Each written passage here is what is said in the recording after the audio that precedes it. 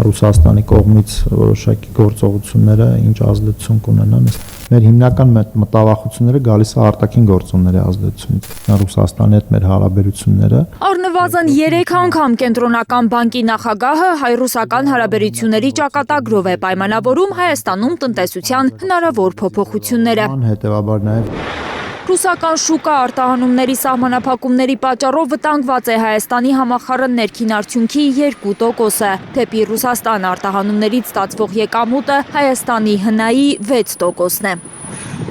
Ինքը կարող լինի հնայի մինչև 2%-ը, կոնկրետ այս զարգացումների ներքո։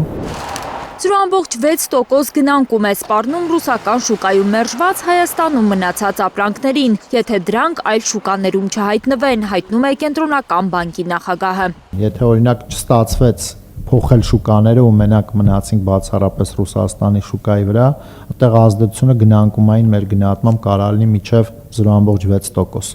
Այսինքն այդ ապրանքները մնալու են Հայաստանում, առաջարկը ավելանալու է ու որի արդյունքում մենք ակնկալում ենք, որ օրինակ բանջարեղեն, չգիտեմ, հանքային չգազավորված կամ գազավորված ջրեր, ալկոհոլային խմիչքների որոշակի մասը, ինչպես նաև կորիզավորները, այդտեղ որոշակի զգայունություն ունենք, ուտեղ մենք կարող է գնանկումային երևույթներ ունենանք։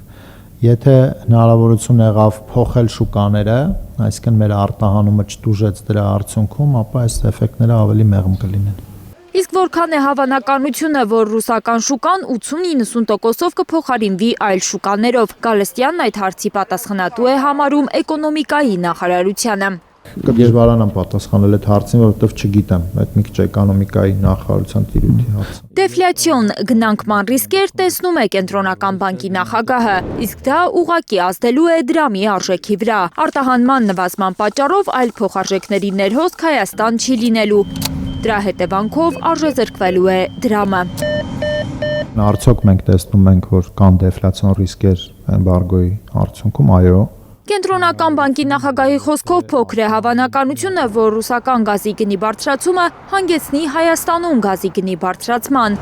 Նա հղում է անում հայ-ռուսական միջպետական պայմանագրերին, ըստ որոնց գազի գինը չի կարող փոփոխվել։ Դրանց հավանականությունը ծայրահեղ քիչ է մեր գնահատմամբ։ Մարտին Գալստյանի խոսքով այժմ Կենտրոնական բանկի ուշադրության կենտրոնում հիմնականում Իրան-ԱՄՆ հակամարտությունն է, որի ընթացքում նավթի գինն աճել է 30-ից 35%-ով։ Անգամ եթե ստորագրվի Իրան-ԱՄՆ շրջանակային համաձայնագիրը, Գալստյանի կանխատեսմամբ էներգակիրների գները դեռ երկար ժամանակ չեն իջնի, հաշվի առնելով նավթ տեղափոխող նավերի կուտակումները Հորմուզի նեղուցում։ Լիլիթ Սարգսյան, Անի Ղանդիլյան, Հայլուր։